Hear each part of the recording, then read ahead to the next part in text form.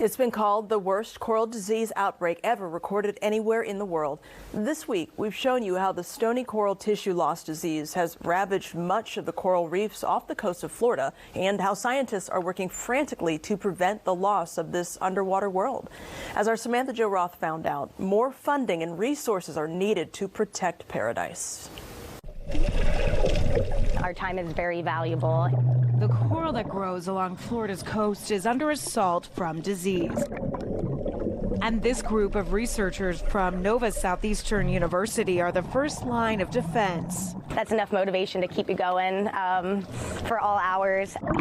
Michelle Dobler is the newest addition to this small team, working to treat as many patients as quickly as possible. We can make our tanks last between 1.5 to 2 hours. My team does way better on that. They go about 2 hours or longer. I'm about an hour and a half, but we come right back on the boat, grab a little bit of water, and we hop back in. While the antibiotic treatments have been effective, there's a lot of territory to cover. I think our big limitation right now is manpower. Having 4 people treating the entirety of the Florida Keys is kind of ludicrous. And so just having the money and the people to come out and be able to go to more sites and to treat more corals is really, I think, the only way that we're going to be able to have any impact on a lot of these reefs in the short term. The Florida Department of Environmental Protection hired this group to treat coral infected by the disease. This project had a budget of a little over $341,000 this fiscal year. Since this method is so new, there's a lot of uncertainty about future funding. Every year we have to get refunded, and right up until about the week before, we're not sure if we're going to have a job again the next year to keep doing this. So having a little more stable funding and maybe even a little bit more might be helpful.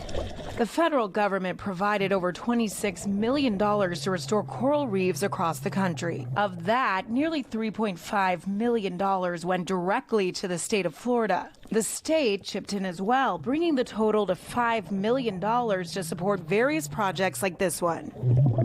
Lawmakers on both sides of the aisle recognize that's not nearly enough. It's absolutely critical that we get this reauthorization and millions of federal dollars down to help out Florida. Representative Darren Soto and Senator Marco Rubio are working to revive the Coral Reef Conservation Act, which expired 20 years ago. Their legislation would provide $160 million of federal funding for the next 5 years. Whether these bills will make it to the floor for a vote in either chamber is an open question. It's not really an issue that we've struggled to find support for. It's more been an issue of getting things passed, anything passed up here. For example, the funding is part of a funding bill that right now is tied up in broader issues that have nothing to do with coral reefs. The federal government needs to be a partner. I mean, we all, nationwide, we all enjoy Florida. Last year we had 126 million tourists that come to Florida, and so we've got all have to be part of, protecting what we have. The National Oceanic and Atmospheric Administration, too, is working with public and private partners to raise $100 million to combat the crisis in the Florida Keys. But they have not met that fundraising goal just yet.